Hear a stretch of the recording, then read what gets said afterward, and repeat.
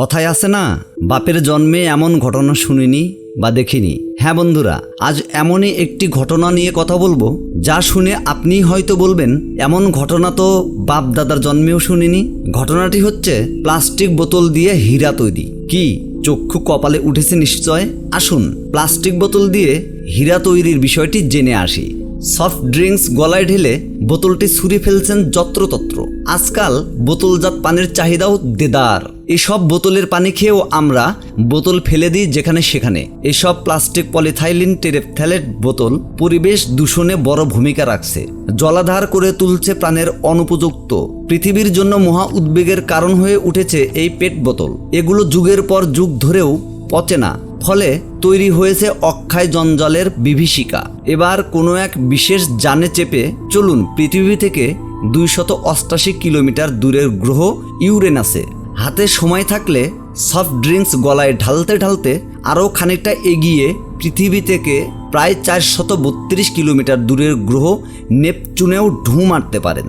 এতক্ষণে পেট বোতলের ড্রিঙ্কস শেষ হয়ে এলে সেটি ছুঁড়ে ফেলুন ইউরেনাস বা নেপচুনের বুকে। কি ঘটবে সেখানে?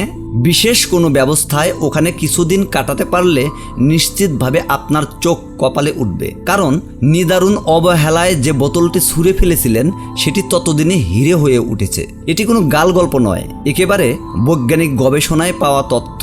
ওই দুটি গ্রহের মতোই পরিবেশ কৃত্রিমভাবে পৃথিবীতে তৈরি করে প্লাস্টিক পলিথাইলিন টেরেপথ্যালেটকে হীরায় পরিণত হতে দেখেছেন বিজ্ঞানীরা।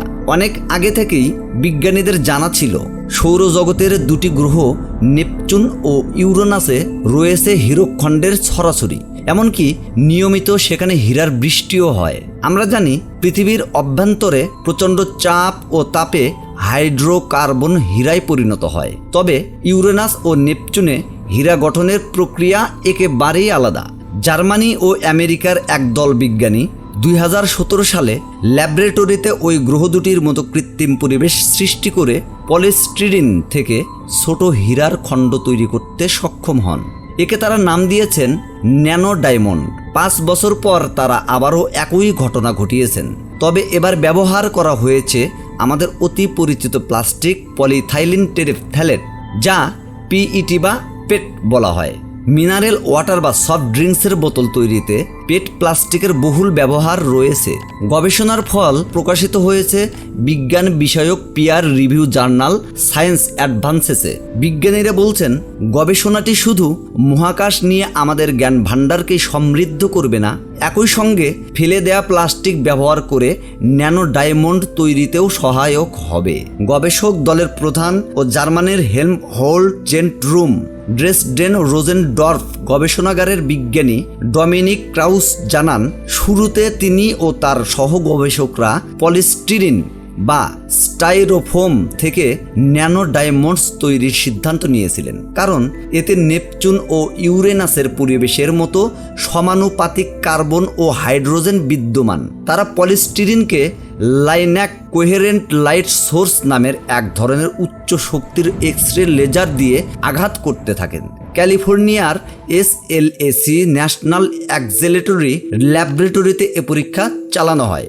পলিস্টিরিনকে লেজার দিয়ে আঘাত করার ফলে এর তাপমাত্রা বেড়ে 5000 কেলভিনে বা 8540 ডিগ্রি ফারেনহাইটে পৌঁছায়। একই সঙ্গে একে 150 গিগাপ্যাসকেল চাপে সংকুচিত করে ফেলা হয়। এ তাপ ও চাপ ইউরেনাস ও নেপচুনের 6000 মাইল অভ্যন্তরের চাপ ও তাপের সমান।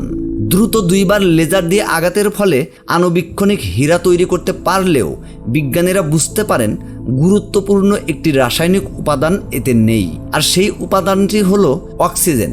এ কারণেই এবারের গবেষণায় পেট প্লাস্টিক ব্যবহার করা হয়েছে। পেট এ হাইড্রোজেন ও কার্বনের পাশাপাশি অক্সিজেনের মিশ্রণও রয়েছে, যা ওই গ্রহ দুটির অভ্যন্তরের পরিবেশের আরও কাছাকাছি। ক্রাউস বলেন, ওই পরিবেশের রাসায়নিক অবস্থা খুবই জটিল ও প্রতিরূপ তৈরি করা অত্যন্ত কঠিন। বিজ্ঞানীরা জানেন এমন পরিস্থিতি তৈরির সময় যে কোনো কিছুই ঘটতে পারে। আমরা কিছু ক্ষেত্রে দেখছিলাম অক্সিজেনের উপস্থিতি হাইড্রোজেন থেকে কার্বনকে আলাদা করতে ও হীরা তৈরিতে সাহায্য করে। তবে গবেষণায় উল্টো কিছু ঘটতে পারত। তত্ত্বকে প্রমাণের জন্য ক্রাউস ও তার দল এক টুকরো পেট প্লাস্টিককে আগের মতোই অত্যধিক চাপ ও তাপের মধ্যে রাখেন। তবে এবার তারা যোগ করেছিলেন এক্স-রের ছোট কৌণিক বিচ্ছুরণ।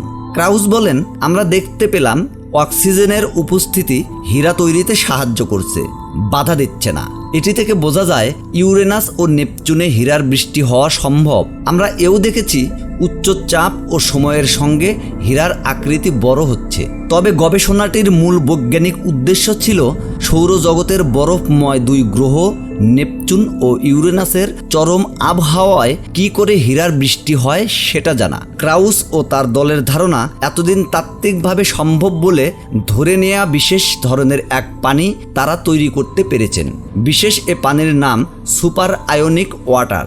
2018 সালে নিউ ইয়র্ক টাইমসের এক প্রতিবেদনে বলা হয়, সুপার আয়নিক ওয়াটার তরল ও কঠিনের মাঝামাঝি অদ্ভুত এক বৈশিষ্ট্য ধারণ করে। বিজ্ঞানীদের ধারণা এ ধরনের পানি দিয়েই নেপচুন ইউরেনাসের মতো বরফময় গ্রহের ভূত্বকের আবরণ তৈরি হয়েছে। পৃথিবীতে এর কোনো ব্যবহার না থাকলেও মহাকাশের অনেক বস্তুর অদ্ভুত চৌম্বক ক্ষেত্র কেন থাকে সেটির ব্যাখ্যা এ থেকে পাওয়া যায়। ক্রাউসের মতে বিশালাকৃতির বরফময় গ্রহে ন্যানো ডায়মন্ড খুঁজে পাওয়ার অর্থ ওই গ্রহের পরিবেশে সুপার আয়নিক ওয়াটারের মাত্রা বেড়েছে। তিনি বলেন, আমাদের পরীক্ষায় হীরার সঙ্গে যে সুপার আয়নিক ওয়াটার তৈরি হয়েছে তার প্রত্যক্ষ কোনো প্রমাণ পাইনি। তবে আমরা দেখেছি হাইড্রোজেন ও অক্সিজেন থেকে কার্বন আলাদা হচ্ছে এবং গ্রহের ভেতর বিশুদ্ধ পানি তৈরি হচ্ছে। এ কারণে ওই গ্রহগুলোতে হীরার বৃষ্টির পাশাপাশি সুপার আয়নিক ওয়াটার তৈরির সম্ভাবনাও থাকছে। বিজ্ঞানীদের এই গবেষণা প্রমাণ করছে যে প্লাস্টিক বোতল থেকে হীরা তৈরির সম্ভাবনা আছে। তবে কি হবে ভবিষ্যতে সেটা সময়ই বলে দেবে। বন্ধুরা, আমাদের এই ভিডিও ভালো লেগে থাকলে অবশ্যই ভিডিওতে একটি লাইক দেবেন। এমন আশ্চর্যজনক ভিডিও পেতে অবশ্যই আমাদের চ্যানেলটি সাবস্ক্রাইব করবেন এবং পাশে থাকা বেল বাটনটি অন করে রাখবেন। আজ এ পর্যন্তই। সবাই ভালো থাকবেন, সুস্থ থাকবেন। সবাইকে ধন্যবাদ।